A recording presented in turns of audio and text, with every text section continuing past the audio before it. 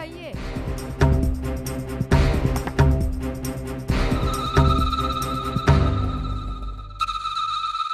ये लो भैया। आई, ये सब क्या है? तू अंदर तो चल। अरे बहू का गृह प्रवेश हो रहा है, आ जाइए आप। चल, मुझे कुछ बता। चल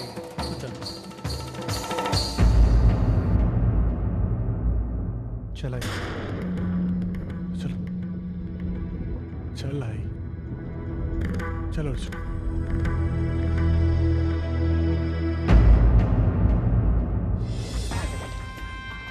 अर्जुन बेटा जा, पूजा की थाली लेकर आ।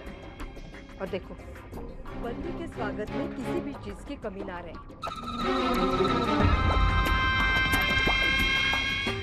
जाओ, मेरी तरफ देख क्या रही हो? मंजू, जाओ। वो क्या है ना, वो शादी की खबर सुनकर उसको भी धक्का लग गया ना, वो बौखला गई है बेचारी।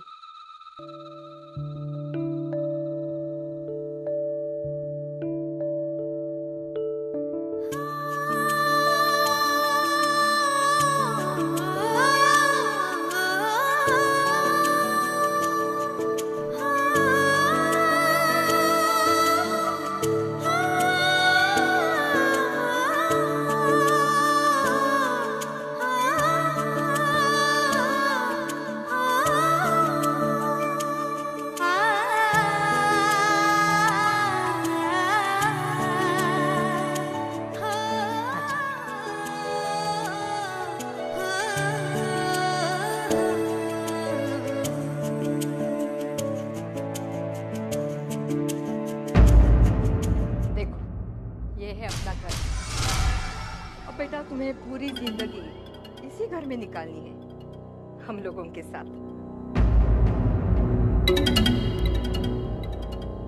अरे आप लोग बाहर क्यों खड़े हो? अंदर आइए ना, आपकी दामाद का घर है भाई, अंदर आने में क्या शर्माना, आइए।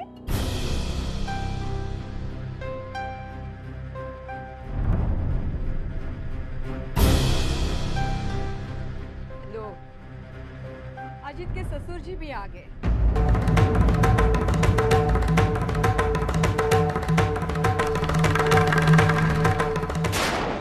अजीत जाओ बैठ जाओ।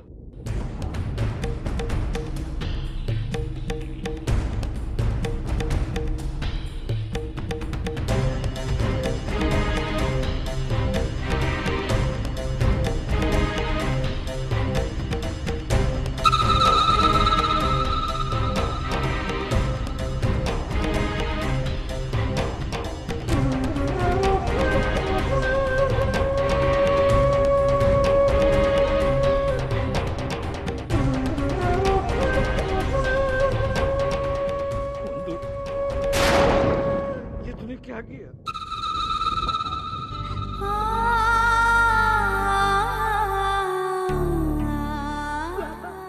सबकी जिंदगी के लिए ही मैंने ये सब किया। मामा, जो कुछ भी किया उसके लिए आप मुझसे नाराज तो नहीं है ना? पागल हो गई बेटी, तेरे बाबा तुझ पे कभी नाराज हुए? लेकिन दामोदर जी अब छोड़िए भी, जो होना था सो हो गया। क्यों हुआ, कैसे हुआ, इन बातों का डिस्कशन करने से क्या फायदा। सच्चाई तो ये है, अजीत ने अपनी गलती मान ली है और बंधु को अपनी पत्नी के रूप में स्वीकार किया है और मैंने भी बहू के रूप में स्वीकार किया है। हमने जो रिश्ता जोड़ा है सच्चे दिल से जोड़ा है। आप भी सच्चे दिल से उस रिश्ते को स्वीकार कर लीजिए।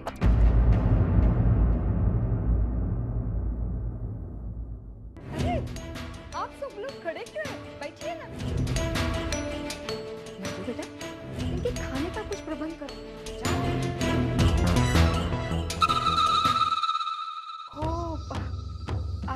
I am so sorry. Actually क्या है ना, आज घर में कुछ खास बना नहीं है, तो सिर्फ सादी मिठाई से मुंह मीठा करना पड़ेगा।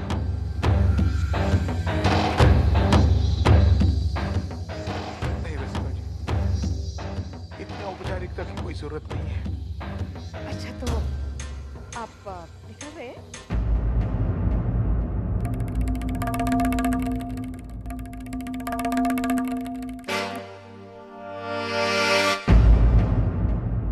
हाँ। ठीक है, लेकिन आइएगा जरूर। आखिर ये घर भी तो आपका ही घर है ना?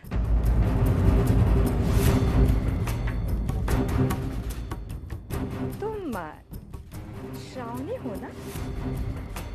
मानो कि नहीं दीदी?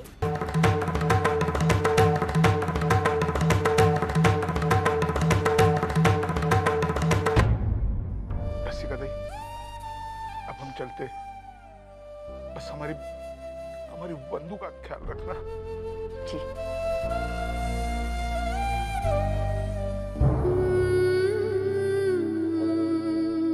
अपना ख्याल रखना बेटा।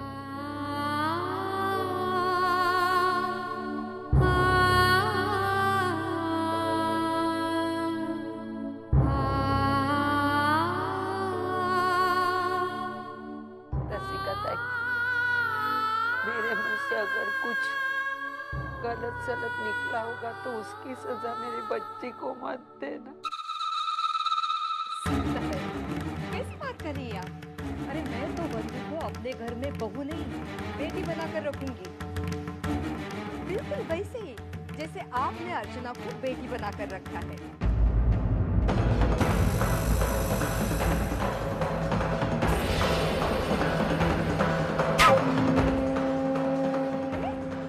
तो घबरा गई।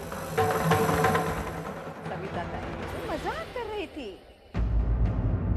मैं बंधु का बहुत अच्छी तरह से ख्याल रखूंगी, अब चिंता मत कीजिएगा।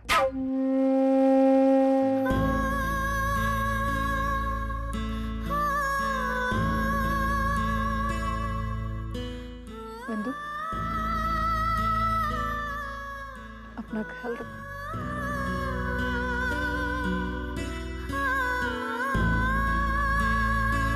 चलो मानो बेटा, अब हम चलते हैं।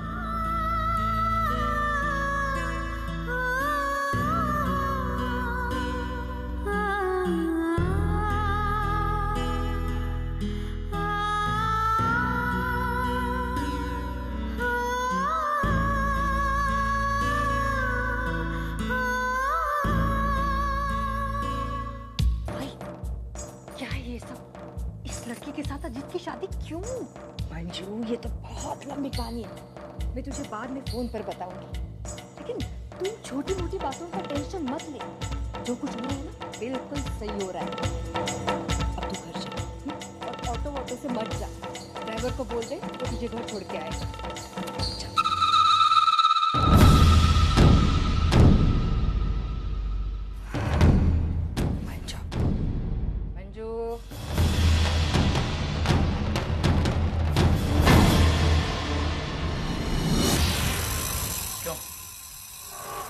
बहुत शौक है ना तुझे मेरे खिलाफ कंप्लेंट करने का।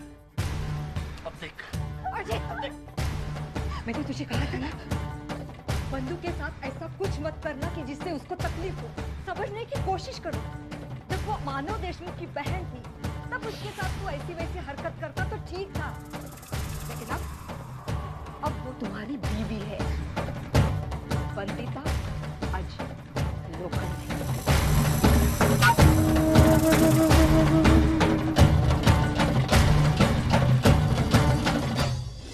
बंधु बेटा, बिल्कुल मत डरना, मैं हूं ना तुम्हारे साथ। ठीक हो जाएगा।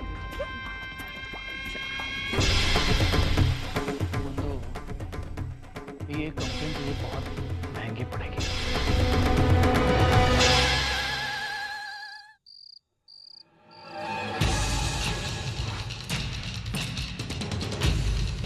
और इसलिए बंधु ने इस रिश्ते के लिए हाथ तुम्हारी जिंदगी आसान करने के लिए बंधु ने अपनी जिंदगी मुश्किल बना।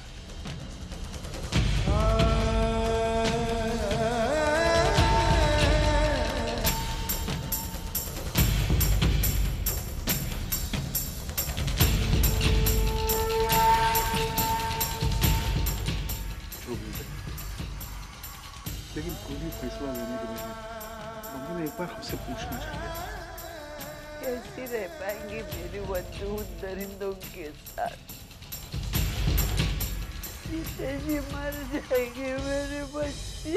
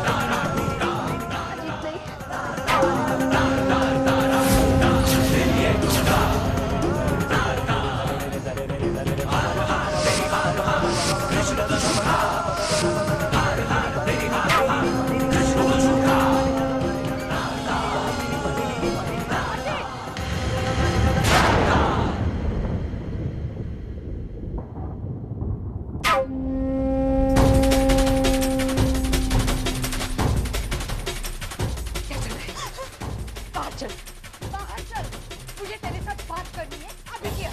आई लेकिन तू चल बाहर, सुना नहीं तुझे? बाहर चल,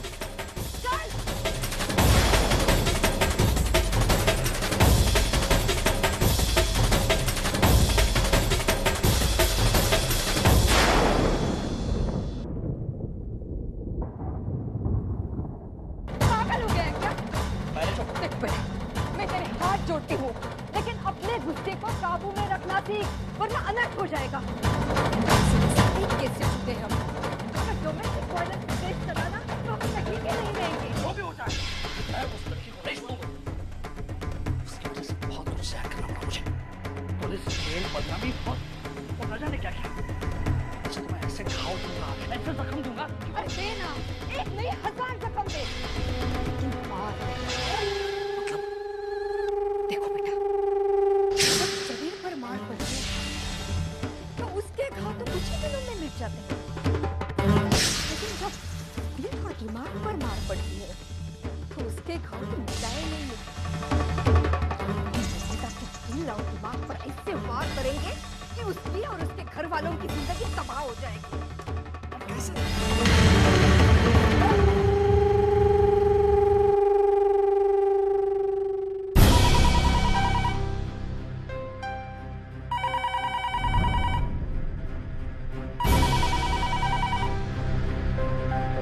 हेलो, मानो बेटा, रसिका बोल रही हूँ। हाँ रसिका जी बोले। तो बंधु कैसी है? बंधु तो ठीक है, लेकिन उसे अपने अर्चना बहनी की बहुत याद आ रही है। अगर वो यहाँ आती है तो इस वक्त मतलब इस वक्त अर्चना से क्या काम?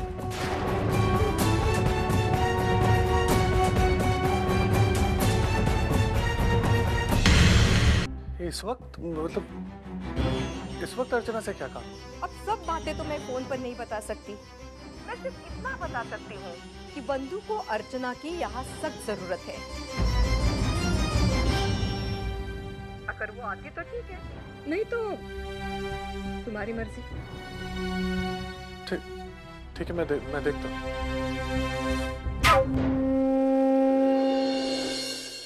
क्या हुआ मानव? वो बंधु अर्चना से मिलना चाहती है। अभी ठीक है, मैं बंधु से मिलकर आती हूँ। नहीं नहीं नहीं, इतनी रात को तू अकेली नहीं जाएगी। बीच रास्ते में कुछ हो जाएगा तो तेरे घर वाले हमें नहीं नहीं, ये नहीं जाएगी इतनी रात को।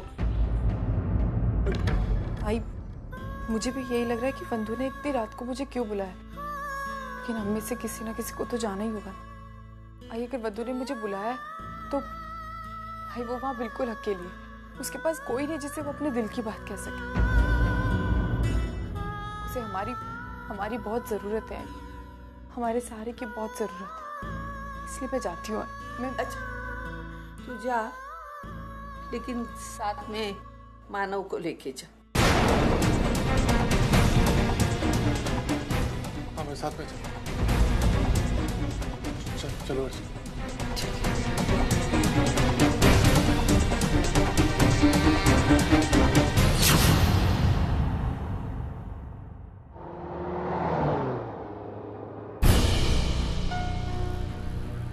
पता नहीं बंधु ने हमें वहां क्यों बुलाया।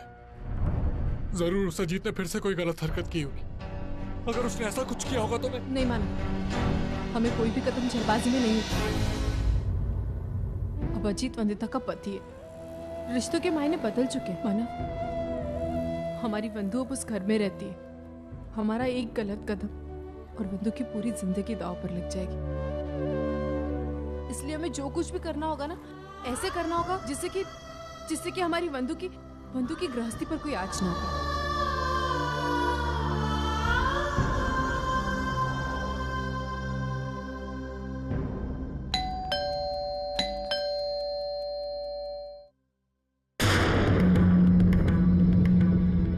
अनु,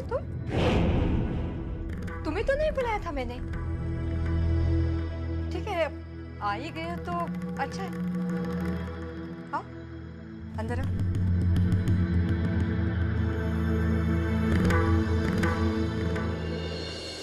बंधु, तुम्हारी बंधु बिल्कुल ठीक है। जब से आई है बिल्कुल घुल मिल गई है इस घर में। 2-4 घंटों में अपने मायके को भी भूल गई है और तुम्हें भी। लेकिन आपने मुझे झूठ बोला था मैंने। मैं चाहती थी कि तुम यहाँ आओ और मेरे कहने पर तुम आती नहीं। इसलिए मैंने अपनी प्यारी बहू का नाम लेकर तुम्हें न्योता दे दिया। और देखो, तुम आ भी गई। अरे, इसमें इतना परेशान होने की कोई बात नहीं है। बस छोटा सा काम है, 2 मिनट में हो जाएगा। बंधु, बेटा बाहर तो आओ।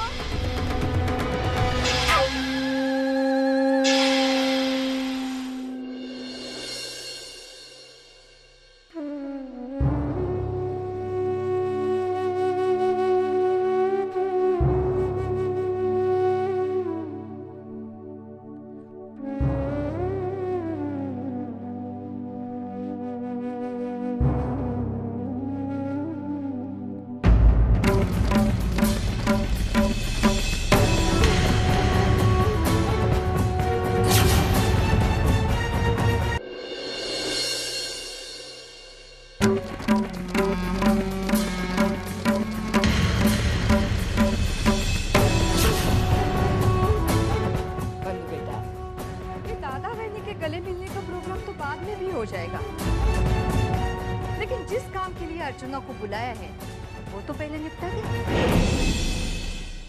क्या क्या काम है बताइए। तुम्हें कुछ करना नहीं है, तुम तो हमारे घर की मेहमान हो।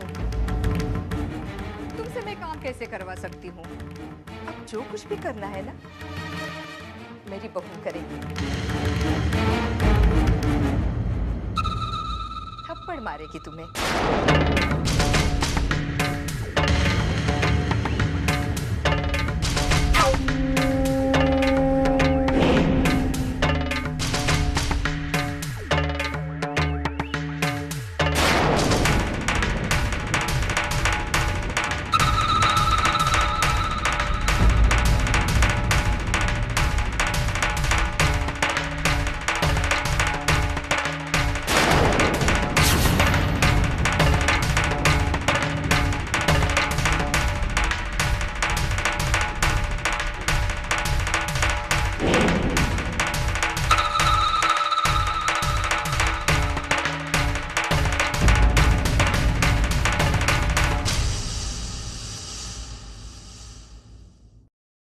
वो तुम ही थी ना अर्चना, जिसने अपनी ननद के लिए मेरे बेटे पर हाथ उठाया था?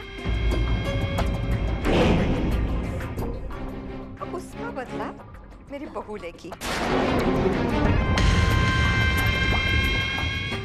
बंधु, जाओ अपने बहनी को कसकर एक थप्पड़ मारो।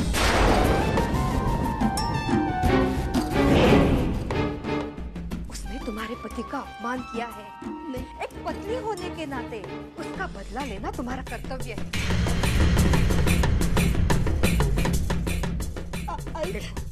तुम्हारा एक थप्पड़ ये तय करेगा कि तुमने सही मायने में हमें स्वीकार किया है कि नहीं।